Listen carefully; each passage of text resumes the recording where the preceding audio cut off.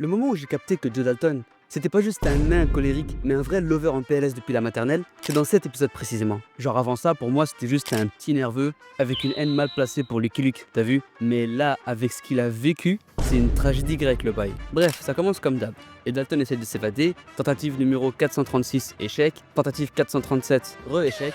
Joe commence un peu à vriller, mais pas comme d'habitude. Là, il se demande vraiment pourquoi ils n'y arrivent pas à s'évader. Et là, de nulle part, t'as le cousin de Yakari qui spawn, avec un nom de fou furieux, genre éclair dans la tête, et qui leur lâche un Vous ne le savez pas, mais vous faites exprès de rater vos évasions. moi, tu me lâches ça, je te mets un front kick, hein, mais vrai, laisse tomber. Le gars, il les hypnotise, genre ouais, hypnotise à la Peaky Blender, t'as capté? Et bam, on les revoit en flashback à l'âge de 6 piges. Et là, révélation. Joe Dalton, ce n'était pas juste un teigneux sous Red Bull naturel. Non, non, c'est un lover. Le frérot, il est sous peine de cœur. Le petit Joe de 1m30, il a une vie sentimentale plus intense que toi à 25 piges. Il est red dingue d'une petite rousse qui s'appelle Lola. Et Lola, elle aime quoi? Les petits poneys? Les dessins? Non, non, non, non, non. Elle aime le fric, mon gars. Michto de la crèche, ça commence fort. Et pour couronner le tout, qui débarque dans la cour de récré? Lucky Luke, le giga Chad. Et il a même pas capté qu'il est en train de briser le cœur de Joe. Lui, il vrille, il veut impressionner sa dulcinée, et comment? En braquant une banque.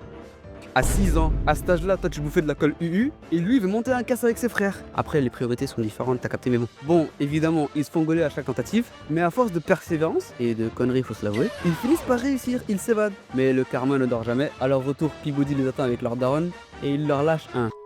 Son papa et sa maman sont venus la chercher.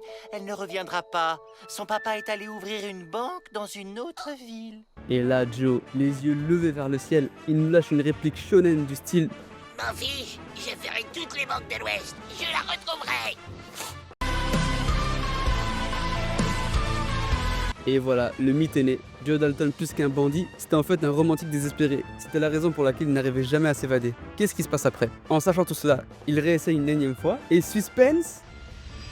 Et il rate. Non, lâche le steak, il rate. Yakari V2, en voyant ça, il nous tape un de ses sprints vers la cachette. Parce que ouais, hein, ça on l'a pas dit, mais en échange de l'hypnose, il leur filait leur butin. Mais au final, le butin c'est quoi, frère? C'est des jouets.